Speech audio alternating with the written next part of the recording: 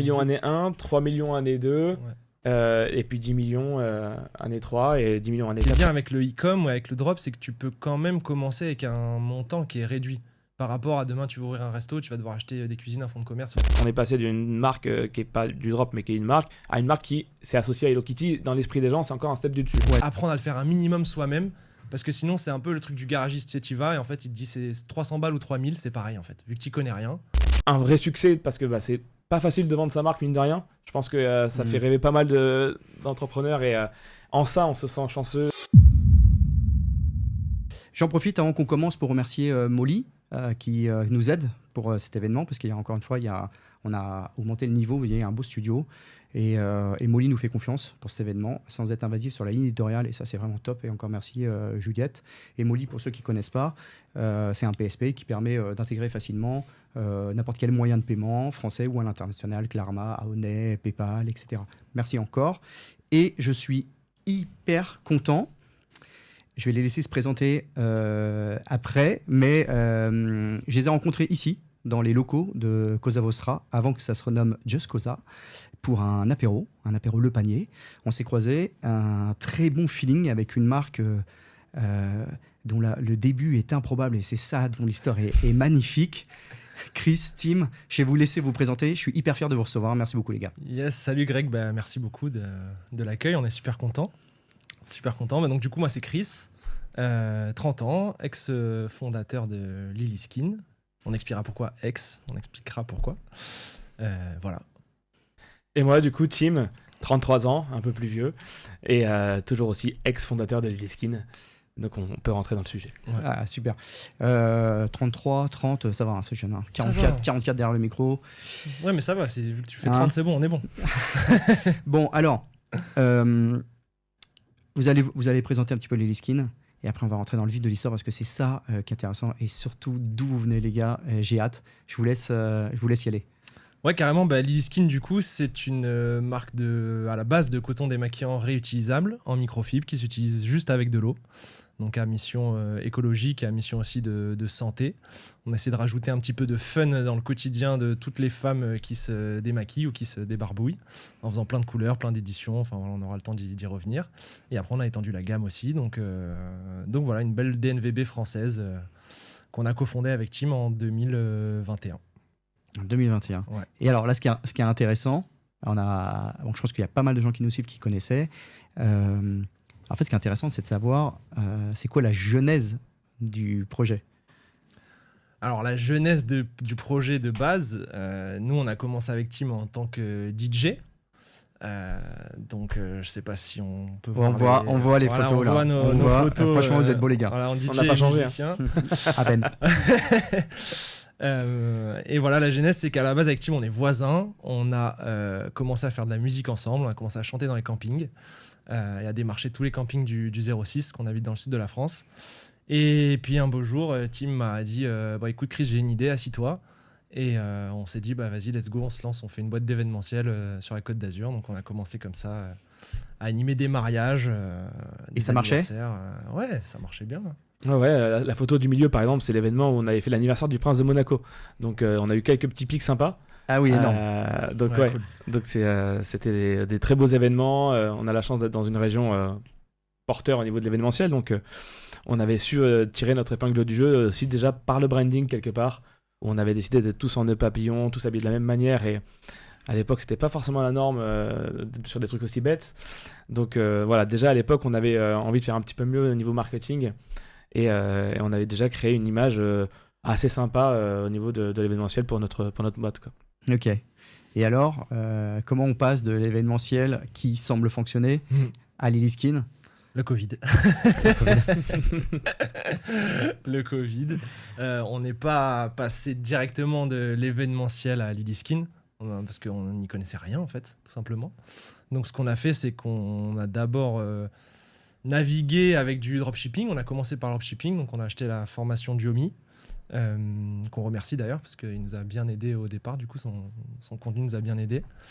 Et on s'est lancé dans le dropshipping, même un tout petit peu avant le Covid, parce que on avait un métier qui était très saisonnier. Donc on faisait beaucoup de mariages l'été et l'hiver un peu plus stagnant, quoi, en termes d'activité. Et donc on avait testé plein de trucs et dropshipping, on s'est dit pourquoi pas, why not, on va essayer. On a un DJ à nous justement qui faisait un peu de sous, qui nous avait dit j'ai fait des sous, et le lendemain on s'est retrouvé avec Tim dans le camion, on s'est dit attends, si lui il fait des sous alors qu'on le connaît bien et tout, et on s'est dit nous on est capable aussi, donc let's go, on essaye quoi.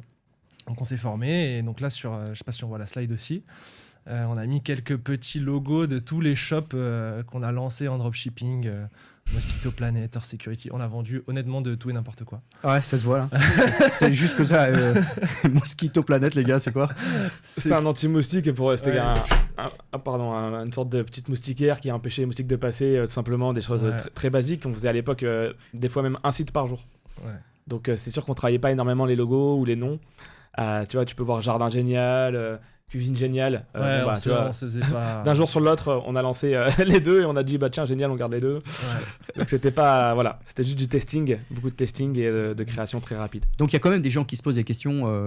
Là, je change légèrement du sujet, mais sur les formations en drop, vous êtes quand même la preuve qu'on peut. Réussir clairement. À faire quelque chose. Donc il y a eu quand même pas mal de tests, comme quoi il faut... Il faut tester, il faut pas avoir peur de perdre de l'argent au début, mais en fait comme n'importe quel business, tu vois, ce qui est bien avec le e-com ou avec le drop, c'est que tu peux quand même commencer avec un montant qui est réduit par rapport à demain tu vas ouvrir un resto, tu vas devoir acheter des cuisines, un fonds de commerce, donc la porte d'entrée est beaucoup plus accessible. Pour autant, effectivement, comme n'importe quoi dans la vie, je pense aussi, ça demande de s'accrocher, ça demande d'accepter qu'on va pas faire les trucs parfaitement dès le début, mais de quand même les faire et de continuer à les faire, etc. Et tous les logos que tu vois, on s'est quasiment toujours ramassé la gueule, quoi. On faisait quelques ventes, on se dit c'est cool et tout, machin, mais on s'est dit ok, on y va en fonçant, en se disant ok, on va tester, comme disait Tim, un site par jour. Le nom de la marque, le logo, en fait, on va pas perdre une semaine dessus, parce qu'au final, c'est pas ça qui fait la diff, quoi. Et ce qui est bien, c'est que ça nous a fait la main. Ça nous a fait la main, on a appris plein de trucs, on fait plein d'erreurs, plein de conneries, honnêtement. Vous dupliquiez le shop à chaque fois, vous repartiez from scratch? Ouais, non, je dupliquais. Ouais. Je dupliquais le template et je changeais le logo, les pages produits, j'enlevais les autres produits et je les masquais. Et à coup de Meta Ads ou Google Ads? Meta, ouais, principalement parce que c'était rapide, quoi. Et en fait, pour faire les créas, on prenait les rushs, mais c'était l'époque dropshipping, il y a un petit moment. On prenait les rushs, tu vas sur YouTube, tu tapes le nom du produit, t'as des gens qui ont fait des vidéos, tu sais, machin, tu récupères les rushs, t'as pas le droit. Et tu fais 2-3 montages, un petit sous-titre, et voilà. Il n'y avait pas de voix off. Tu récupérais quoi en fait? Les UGC qui ont déjà été faits, les mecs qui avaient fait des reviews, les faux avis, enfin tout. Vraiment, tu copiais les pubs, des mecs qui lançaient ces produits-là aux US, tu prenais leurs pubs, tu as téléchargé, tu coupais un peu. Oui, ce qui permettait en un temps très court de voir tout de suite si ça marchait ou si ça marchait pas. Exactement. Et en plus, il n'y avait pas tous les outils qu'on a aujourd'hui qui permettaient de se connecter sur les Shopify, un peu des concurrents, et puis aller aspirer les statistiques pour savoir quel produit gagnant il y a ou pas. Le seul truc qu'on utilisait, c'était AdSpy. Oui. Maintenant, il y a des meilleurs logiciels d'ailleurs. Minea, donc, du coup, qui est un logiciel de Yomi aussi, qui te permet de voir la social proof des créas et donc des tendances en fait, de publicité. Ça, je recommande à tout le monde de l'utiliser, même encore aujourd'hui. Ouais, j'ai vu qu'il y en a pas mal qui sont sortis Big Tech sur Twitter, qui en a sorti un aussi qui a l'air très cool. Donc ça marchait pas ou ça marchait pas beaucoup, donc ou ça marchait pas visiblement vu la tête que vous faites. Pas Jusqu'à en fait déjà mon petit nuage qui était le dernier logo qui était en bas des tests, qui a été en fait notre première marque dans les disques démaquillants réutilisables, qui était une première marque de drop, mais sur lesquels vraiment on a de suite eu des très bons résultats et où on s'est dit ok, ça vient valider un besoin, un marché, et donc le signal est très très très bon, donc on a eu le temps déjà de le scale jusqu'à 1 million. C'est la petite capture d'écran là qu'on voit du coup sur l'écran, on voit directement le testing est direct, le pic, et après c'est parce qu'on a arrêté de mettre les efforts que c'est redescendu, parce dès qu'on a validé le marché. L'idée, c'était pas de faire du dropshipping toute la vie, donc on s'est dit, ok, on va créer la vraie marque, etc. Donc c'est là où on a après lancé le développement de Lilyskin. Attends, j'étais pas du tout au courant de cette histoire, moi. Ouais. Je connaissais pas mal des autres sites, parce qu'on en avait parlé. Ouais. Par contre, mon petit nuage, je savais pas que c'était la genèse. Et la question, c'est pourquoi pas avoir bombardé sur celui-là plutôt que relancer un autre? On a bombardé quand même, parce qu'on a, mine de rien, en fait, on est parti de zéro, on était DJ en novembre. On s'est lancé dans le dropshipping, et mon petit nuage, c'était en mars. Et en fait, ça a bombardé au moment du Covid. Donc, momentum exceptionnel, tout le monde était sur son téléphone, les gens ne savaient plus quoi faire. Enfin, pour le e-com, c'était vraiment... période bénie. Incroyable. Ouais. Et là, en plus de ça, j'ai essayé de trouver des vieilles captures d'écran. Pour ceux qui connaissent bien Shopify, ils voient que c'est un vieux dashboard, ça. Donc, j'ai pas retrouvé celle avec 1 million. Il manque quelques mois. Et on a poussé d'un coup. Et en fait, on savait pas non plus comment vraiment scale. C'est-à-dire qu'on avait, on avait profité d'un momentum. Et au bout d'un moment, il s'était quand même vite essoufflé. Puis on savait pas vraiment comment faire des ads. Donc, on avait essayé un petit peu. Oui, si avec le savoir qu'on a aujourd'hui, maintenant, là, on aurait poussé. Mais à ce moment-là... Il y a aussi le fait qu'on était vraiment en drop. Et oui, voilà. Une marque de drop, c'est pas non plus scalable à l'infini. C'est-à-dire qu'à un moment donné, c'était pas le but non plus. Le but, c'était de tester des marchés rapidement. Là, on a fait plus qu'un test parce qu'on a vu que ça avait très bien pris. En fait, à l'époque, on était vraiment beaucoup en influence. Donc, en fait, on avait pris pas mal d'influenceurs, ce qui nous a fait aussi grimper très haut. On n'était pas trop en méta encore à cette époque-là. On était sur mon petit nuage pas mal avec de l'influx. Et en fait, rapidement, on a vu qu'il y avait une friction par rapport au drop quand même, qui s'était mis en place. Le fait qu'on pouvait trouver les produits chez AliExpress, choses comme ça. Donc on a de suite dit il faut vraiment créer une marque pour pouvoir être sur du long terme, scalable, etc. etc. Mais vous vouliez pas garder le nom, mon petit nuage? Non, ça vous a pas plu, ça vous a pas emballé? Ou vous vous êtes dit non, il faut tout de suite qu'on passe à autre chose, nouvelle brand? Il fallait casser l'image dropshipping. Ouais, c'est ça. On pouvait pas garder justement l'image dropshipping, il fallait qu'on s'en casse, il fallait qu'on la sépare. Donc du coup, on a créé vraiment une nouvelle entité entière. Ok, compris. Et alors, quand est-ce que vous êtes... Alors, parce que on a un site qui monte jusqu'à 1 million. Bon, on fait pas d'effort, il retombe, on en lance un nouveau. Il y a quand même un moment où on doit se dire qu'on a peut-être fait une erreur de lâcher un truc qui faisait 1 million. Parce qu'on se rend pas compte, mais 1 million... On se rendait pas compte, je pense, déjà. C'est huge. Ouais, c'est huge. Surtout à l'époque. En si peu de temps. On savait quand même qu'il y avait le Covid qui nous a poussé. Je pense pas qu'on aurait fait ce chiffre-là s'il n'y avait pas eu Covid, quand même. Okay. On s'est retrouvé dans un train qui est parti d'un coup. Voilà. Et après, en fait, nous, c'était aussi dans notre vision, comme disait Tim, c'est-à-dire qu'on a toujours vu le dropshipping comme un tremplin d'apprentissage. Okay. En disant, on part de zéro. Le dropshipping, ce qui est génial, c'est que en fait, tu te poses pas de questions, tu testes, tu fais des ads, tu fais des sites. Donc, en fait, tu te fais la main au fur et à mesure. Et dans notre ADN, nous, dans notre vision toujours de l'entrepreneuriat qu'on a vu, et ce qu'on a vu avec notre boîte d'événementiel avant, c'est que on aime faire les choses bien. Et là, pour nous, c'était faire un peu les pirates, qu'on est resté un peu derrière. On a toujours ce côté un peu dropshipping, quand même un peu pirate, c'est-à-dire faire un peu les bourrins quand il faut y aller.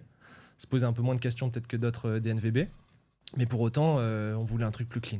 Un truc plus clean avec du stock, avec une belle image, avec une livraison rapide. Et voilà. Aucun moment vous avez eu un doute? Non, on était en pleine confiance là.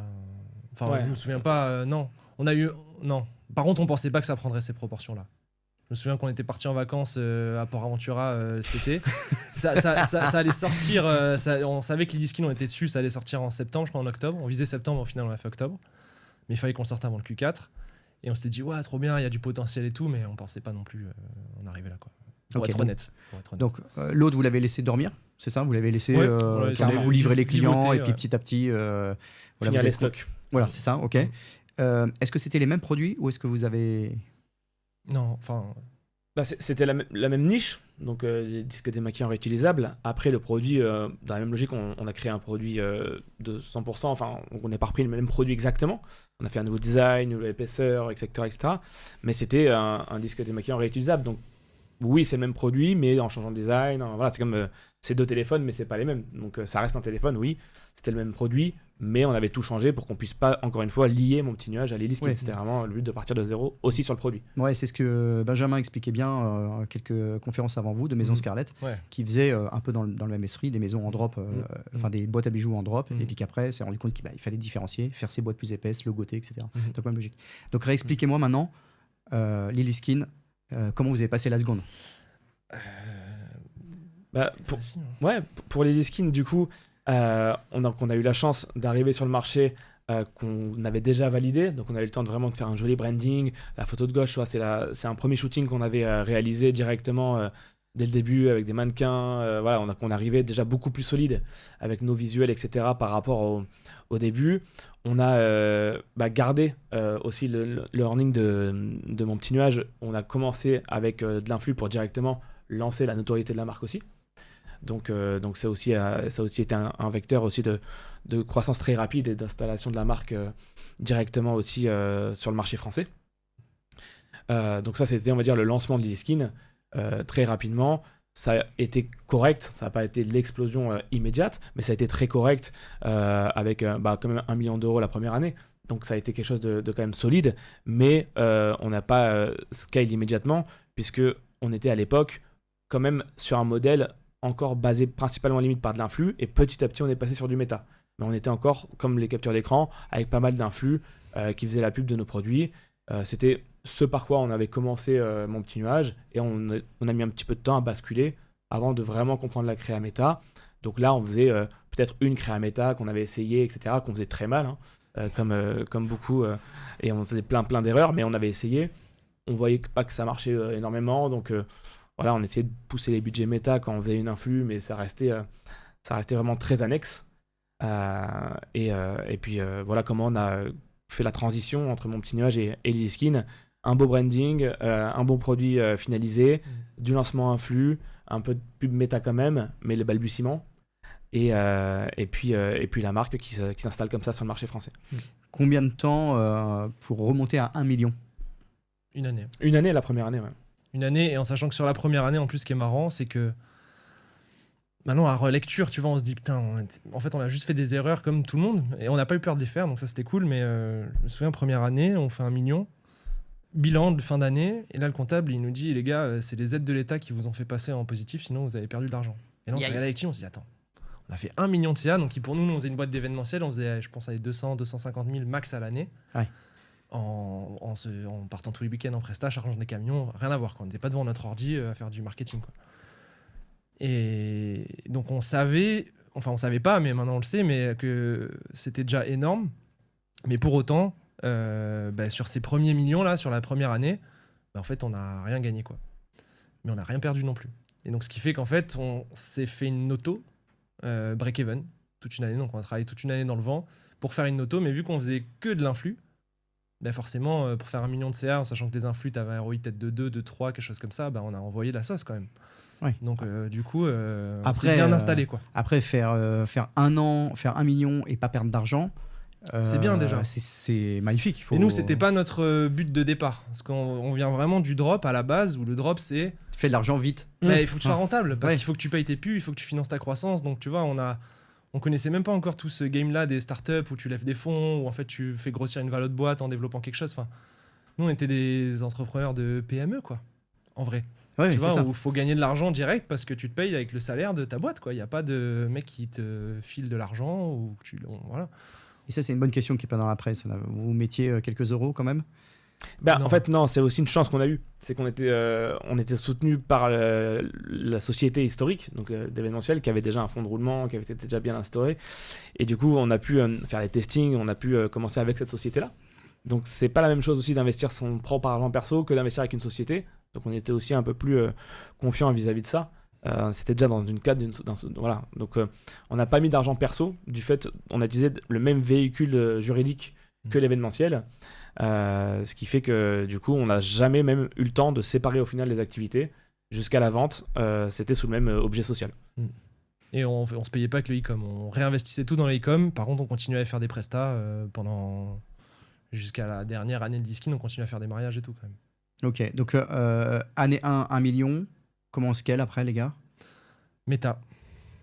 Du coup méta, c'est marrant, c'est Thomas Gmail Club qui nous a filé une idée. C'est la première fois que je dis ça, et donc je le remercie. J'ai en plus une petite exclue. Ok, exactement. Ouais, voilà. Et il passe le bonjour si on l'a vu ce matin. Et du coup, il nous dit les gars, j'ai tel format qui marche super bien chez une marque que j'ai dans mon portefeuille de clients. Essayez. Donc à l'époque, c'était les reportages style un peu brut. Du coup, bon pirate qu'on est, let's go. J'étais parti à Bali quelques mois avec les copains.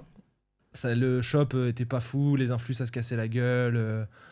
À ce moment-là, on s'était dit, à tout moment on arrête, on était pas loin d'arrêter. Et je reviens de Bali, peut-être l'esprit un peu plus aéré. Je prends mon tel, je prends la créa des concurrents, enfin de l'autre marque. Je copie-colle quasiment. Je recommande pas à tout le monde de le faire maintenant, mais à l'époque on s'en foutait un peu, enfin voilà, sans filtre. Et du coup je copie le truc, je prends mon trépied, mon tel et on y va. Je fais le brut quoi. Je prends la même typo que brut. Les mêmes titrages avec le truc jaune qui passe d'un côté à l'autre et tout. On copier-coller de brut. On l'a appelé réel. Point. Il y a brut point et nous on s'était dit bah ok on va l'appeler réel. Et là on faisait je crois peut-être 50 000 euros ou 60 000 euros sur le mois d'avant, le mois d'avril, quelque chose comme ça, 2022. Et le mois d'après on fait genre 300 000 avec une créa. Magnifique. Et là, dans la tête, ça a fait ok. Donc le game, il est là. Et donc derrière, on s'est dit, ok, on met tous nos efforts là-dessus. Et au début, on sortait 1 créa par mois, 2 créas par mois. Parce que les vidéos brutes, mine de rien, c'est des vidéos de 3 minutes. Donc ils sont essoufflés avec le temps. C'est pas forcément un format qui fonctionne encore aujourd'hui. Sinon, il faut le faire différemment. Et on a surfé dessus. On a fait un brut avec une maquilleuse. On a fait un brut avec... on a itéré le truc jusqu'à l'essorer, quoi. Et à ce moment-là, on s'est dit, ok, faut qu'on mette un focus de ouf sur les créas. Et donc, on a commencé à recruter une première pote à nous qui faisait un peu de marketing et tout ça. Donc, on a dit, viens, on va te former, on va créer des scripts, on va faire des tournages et tout. Un monteur vidéo. Et en fait, on a commencé comme ça et on s'est fait une agence de créa en interne, quoi. Donc le but après, ça a été d'itérer, de chercher de nouveaux formats. Tester, itérer. Comment vous avez consolidé un peu l'idée, enfin que c'était sur Meta qu'il fallait aller à fond? Parce que l'influence, ça baissait complètement à ce moment-là. Il y en avait plus ou il y en avait peu. C'était break-even et forcément, vu que ça marchait moins, on coupait un peu les budgets. On gardait vraiment les winners et elles se réduisaient de fil en aiguille, donc c'était un peu difficile. Mais effectivement, en fait, quand on a vu que c'était vraiment le moteur principal de croissance pour nous, ça allait devenir Meta, on s'est structuré et on avait cette chance d'être très agile et de pouvoir rapidement... on a décidé d'embaucher Julie, notre première... on va dire équipe script en une après-midi. En une après-midi, dans le bureau, on s'est décidé, on a dit ouais, je pense que c'est le bon profil, on l'a appelé, on a convenu d'un petit resto et la semaine après, c'était parti. Donc c'est vraiment très très rapide parce qu'on était persuadés et intimement persuadés encore aujourd'hui que c'est un moteur de croissance vraiment important et sous-estimé parce qu'il est souvent mal exploité, donc ce qui donne qu'il est mal sous-estimé. Et nous, on a eu la chance de bien exploiter une fois et après on se dit ok, il y a une mine d'or. Donc, on va mettre tous nos efforts dans cette mine d'or-là. À la différence des influx, c'est en interne. Donc, c'est quand même bien plus maîtrisable. Parce que les influx, ça restait très volatile. C'est assez compliqué. C'est un monde particulier. Alors que là, Meta, c'était quelque chose de bien plus stable. Et même si c'est un grand mot, stable. Hein, mais par rapport aux influx. Et du coup, c'est à partir de là, on a décidé de se structurer, d'embaucher, de mettre des process en place pour justement itérer et être toujours dans l'optimisation du process, des data, etc. Donc c'est à partir vraiment de ce moment-là où on a mis en place tout ce process.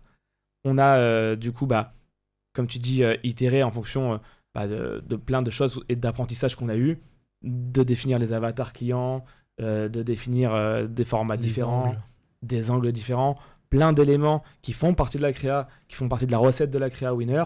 Et voilà, on a appris aussi que ça sert à rien de changer tout au tout, il faut changer un bouton. Et sinon, tu vas jamais avoir de learning, tu sais pas ce qui a marché, ce qui a pas marché.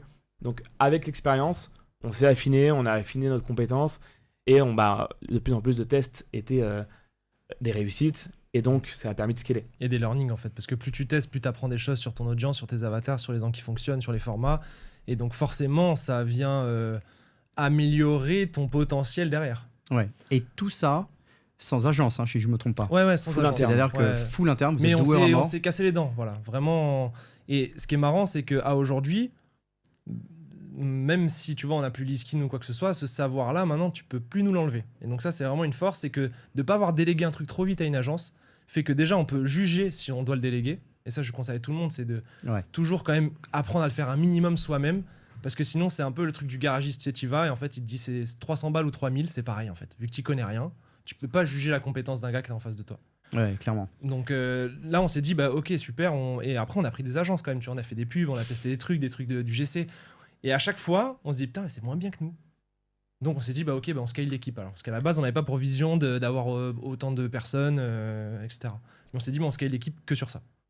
Voilà. Okay. Et mise en place vraiment. Et donc, du coup, la mise en place, on a essayé d'être chirurgical dans l'approche. C'est-à-dire, on ne se fait pas avoir par notre feeling. On fait vraiment un travail d'avatar ultra précis. On trouve des dizaines d'angles différents. On teste tout. Les formats pareils. Les process de l'idée de la créa jusqu'à l'export final pour le lancer sur Meta. On a tout process sur Notion et sur d'autres outils. Et après, l'analyse des datas, itération souvent sous-estimée aussi. Parce qu'on se dit que quand on fait la créa, on doit toujours lancer des nouveaux trucs. Alors qu'en fait, non. Oui, lancer des nouveaux trucs, mais une fois que tu as appris assez de choses derrière, il faut que ta proportion d'itération elle augmente parce que du coup tu as plein de learnings, si tu t'en sers pas, c'est comme si tu avais testé plein de recettes et que tu en avais des bonnes et que tu les refais jamais. Oui, alors qu'on a tendance plutôt à avoir une pub gagnante et à s'endormir un petit peu dessus jusqu'à se dire tiens, elle performe moins et maintenant il faut que j'envoie. Exactement. Ok, donc mais j'imagine que c'est pas que avec Meta que vous êtes monté à ce niveau de chiffre d'affaires. Est-ce que déjà vous pouvez nous redire rapidement, parce que j'ai vu les questions dans le chat, c'est ok, on a dit 1 million année 1, mais c'est quoi la suite? 1 million année 1, 3 millions année 2, et puis 10 millions année 3 et 10 millions année 4 parce que stabilisation, plusieurs autres raisons.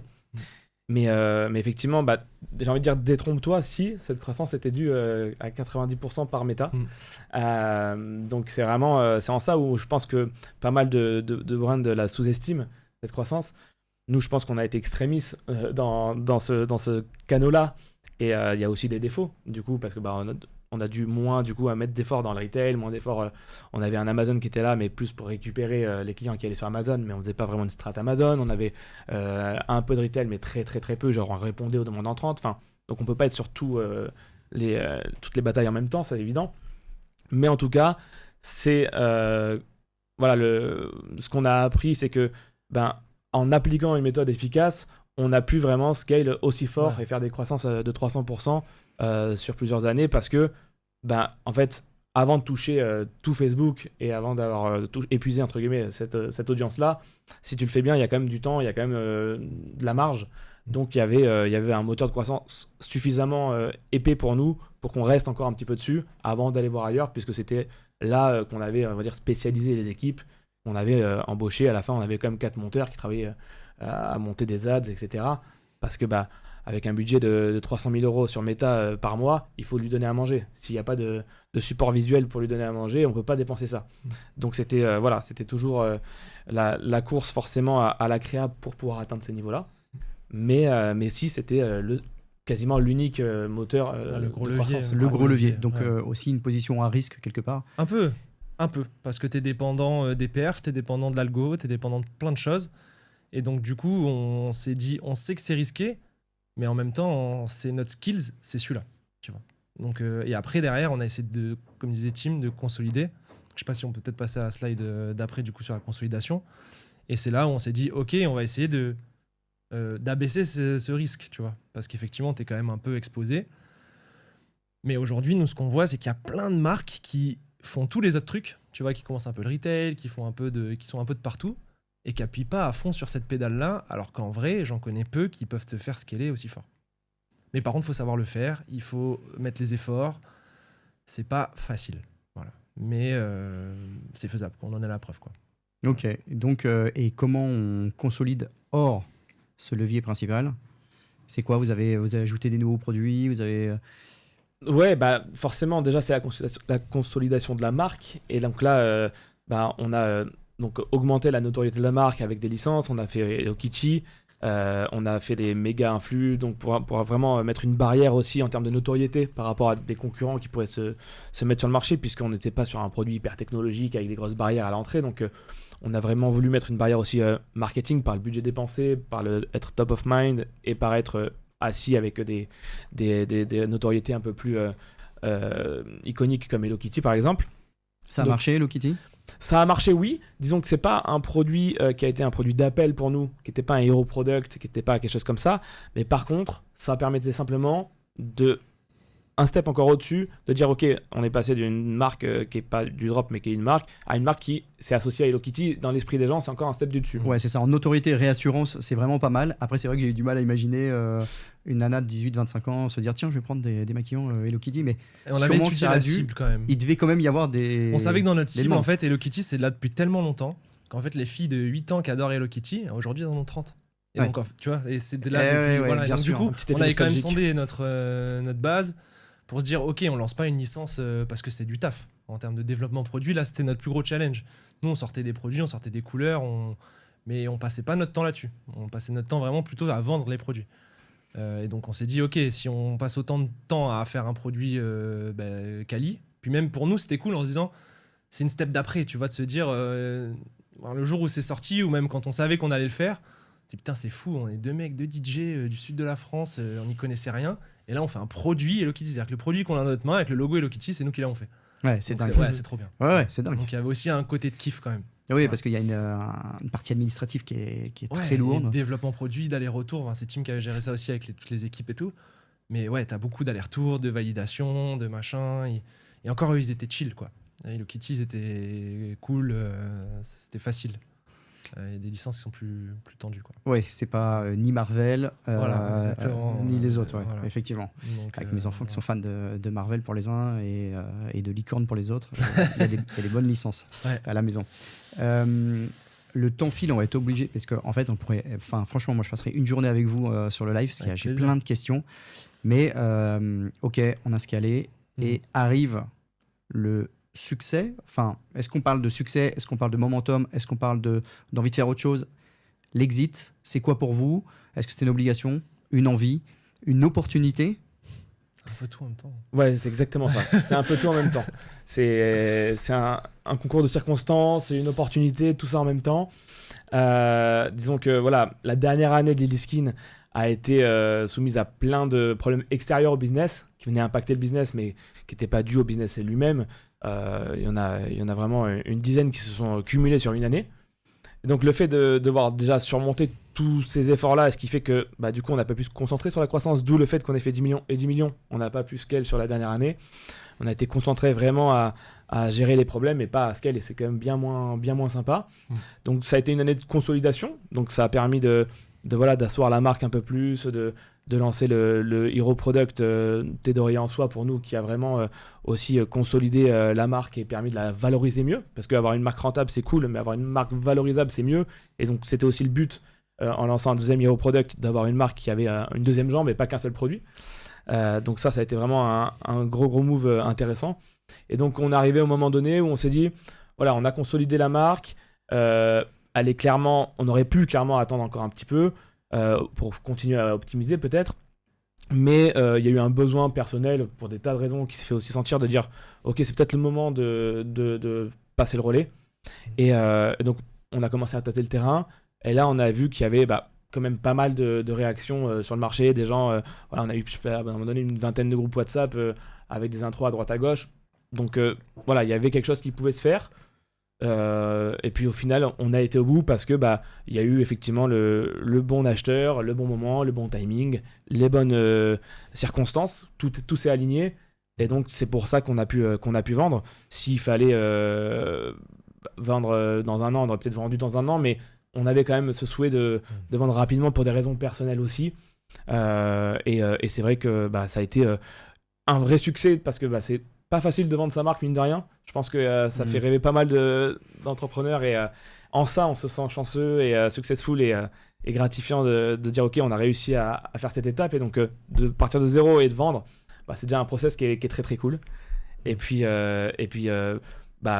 obligation, je dirais pas jusqu'à obligation, mais je dirais choix contraint par tous les enchaînements de problématiques qu'on a eu à gérer, qui étaient beaucoup moins sympas que simplement le développement d'une croissance e-com. Et donc, j'ai deux questions forcément qui me viennent en tête. En fait, j'en ai beaucoup plus, mais j'en ai deux qui me viennent en tête. La première, c'est tu as envie de vendre ta boîte. On connaît, il y a des plateformes en ligne. Ouais. Il y a aussi des banques d'affaires qui le font. Vous avez choisi quoi ou quelle stratégie pour vendre? Nous, on s'est dit d'abord qu'on allait activer notre réseau. Parce que notre réseau, pas notre trésor. Parce que mine de rien, on était quand même connecté à pas mal de gens, même si on était dans notre coin. On avait, tu vois, une agence de croissance qui nous mentorait un petit peu. Donc on a allumé, on a dit à tout le monde, voilà, en gros, pour être vraiment cash, on est un peu au bout du rouleau psychologiquement de tout ce qui nous arrive cette année, et des 5 années de travail, 4 années de travail, parce qu'on s'est envoyé, quoi, tu vois, on faisait vraiment des horaires de fou, on a mis all-in là-dessus. Et donc du coup, on a dit à tout le monde, voilà, on veut vendre. Faites-nous des intros, machin et tout ça. Donc importance d'avoir un bon réseau et de toujours être honnête et transparent avec son réseau aussi.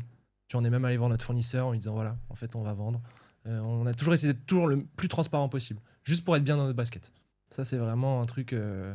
Au départ, tu vois, on avait des problématiques de est-ce qu'on va dire le chiffre d'affaires aux employés et tout. Ouais, en fait, all-in.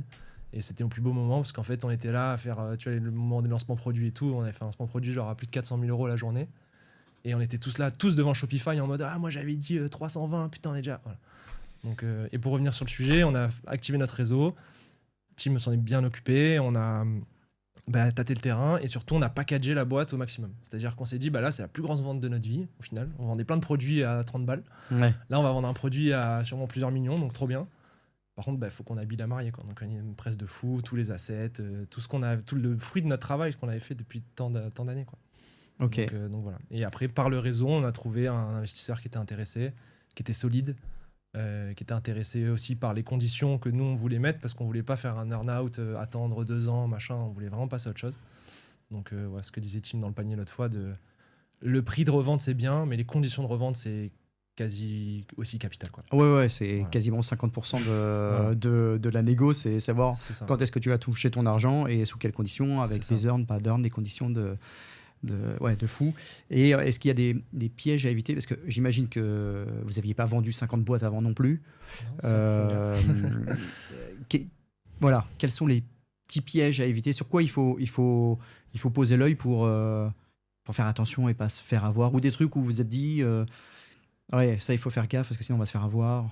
Je pense qu'il ne faut pas être attiré uniquement justement par les brokers qui peuvent prétendre ok ça vaut 10 millions, signer une exclue avec eux, et puis en fait être enfermé en exclue sur un seul broker, et une fois qu'il peut donner une valo, en fait la vraie valo c'est le marché, c'est pas l'estimation qui va être faite, et du coup on s'est rendu compte que les valos étaient vraiment très fluctuantes déjà d'un broker à l'autre, d'un pays à l'autre, des conditions d'achat à l'autre, etc.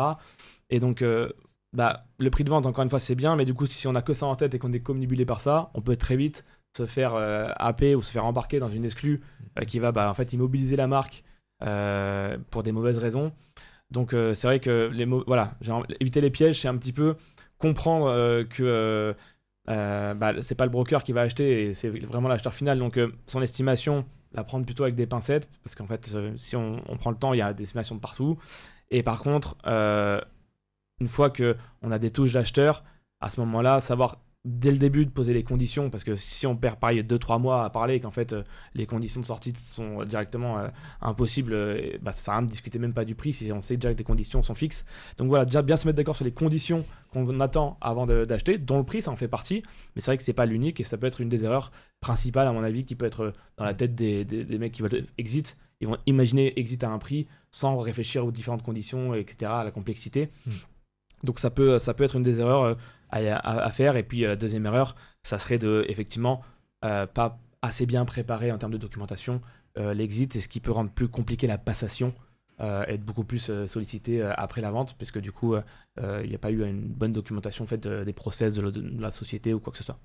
Ouais. Et sachant que j'imagine que c'est très chronophage à partir du moment où tu décides de vendre, à faire les documentations, préparer tous les rapports de gestion, etc.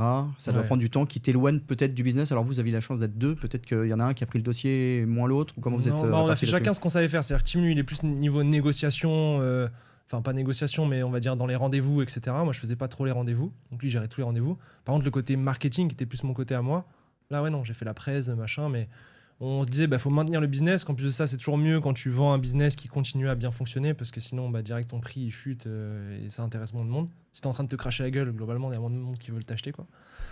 Et après, c'est quand même assez vite fait, parce qu'on était quand même structuré dans notre approche, tu vois. Moi, je connaissais tous les outils, tous les trucs, qu'on avait déjà touché à tout, on avait accès à tout. On n'avait pas besoin de demander à une agence qu'elle nous fasse un rapport de machin, non. Sur Klaviyo, boum boum, tac.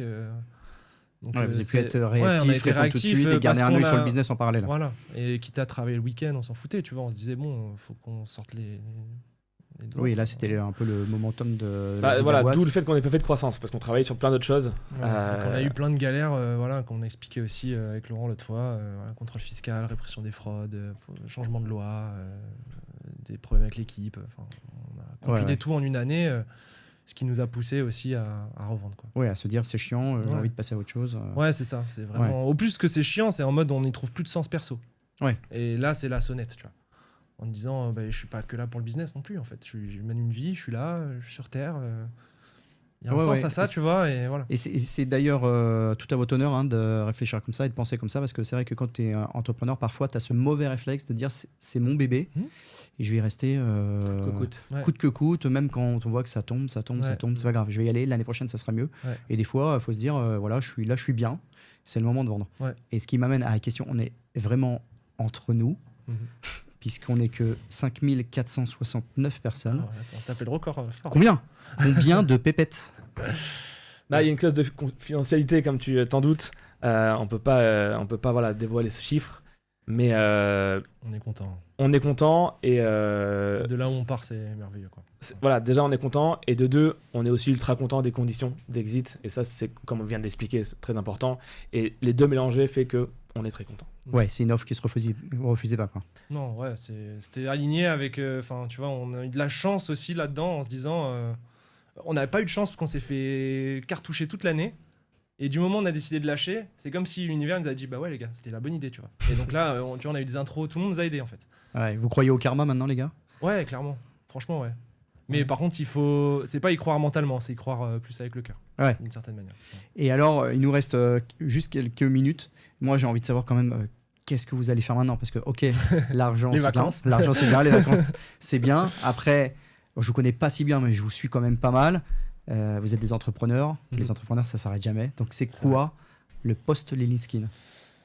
Premièrement, ça a été de souffler, je pense. Ça a été nécessaire. Ça a été de se réaligner, de se reprendre du temps avec nous, de souffler. Ça a été le premier truc nécessaire qu'on a fait l'un et l'autre. Ouais. Et ensuite, c'est vrai que, en fait, naturellement, notre réseau de founders ou quoi, avec qui on parlait, sont venus nous demander des conseils, sont venus nous solliciter. Et au bout d'un naturellement, quelqu'un nous a dit est-ce que tu peux pas m'accompagner là-dessus? Et si, ok. Et en fait, ça s'est fait tout à fait naturellement. On a commencé à accompagner 1-2 marques.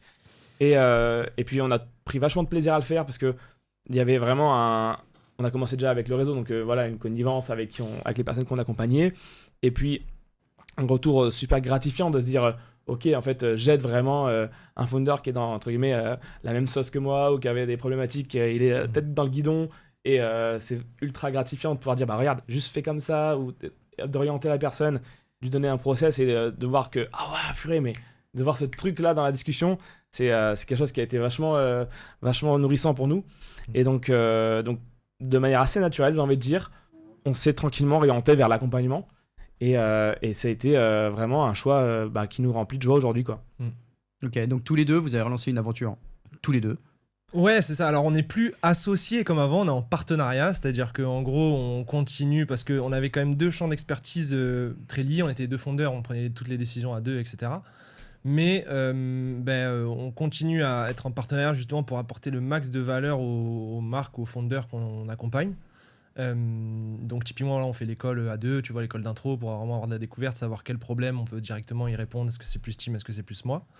Mais on n'est plus vraiment associés en mode c'est pas notre business à tous les deux, on a fait chacun notre truc, mais on prend tellement de kiff à bosser ensemble qu'en fait on continue toutes les semaines on est ensemble et on continue à bosser au final comme ça.